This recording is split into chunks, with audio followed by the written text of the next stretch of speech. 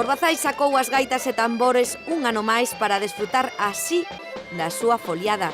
É unha maneira de reunirnos, de disfrutar das clases que participamos durante todo o ano e entón para que os veciños e a xente de Lugo e todos os lados que colaboren con nós e que vexan o que facemos durante o ano. A Asociación Cultural desta parroquia da capital lucense leva 8 anos celebrando esta festa que mestura folclore, artesanía e gastronomía nun entorno privilexiado. Sí, empezou así con plan de veciños, vámonos xuntar, cantamos e tal, e dai empezamos a formar un grupo, e do grupo conllevou xa a formar unha directiva, unha asociación, e agora, a raíz deso, a foliada, a festa e todo o que queiran.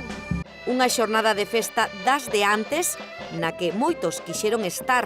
Tampouco faltou a alcaldesa da cidade que xunto a membros do goberno local e a deputada de Cultura desfrutaron da actuación do grupo Agarimo de Palas de Rei. Se non se fixeran este tipo de eventos, as tradicionais foliadas, pois posiblemente moitas persoas novas, moita xente moza, non tivera o contacto en primeiro termo coa cultura e coa tradición.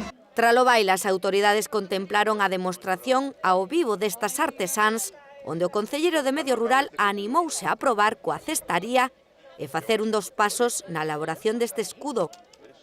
Peripecia aparte, seguiron a visita polos postos do mercado mentre se facía o polvo que despois degustaron xunto aos veciños. Non hai unha boa foliada sin unha boa gastronomía e como produto esteña o polvo e agradecer á Asociación de Orbazai que esteña mantendo as tradicións, que recuperara esta tradición que levan xa 8 anos de foliada e creo que o mellor de todo é poder convivir uns intres, cos nosos veciños.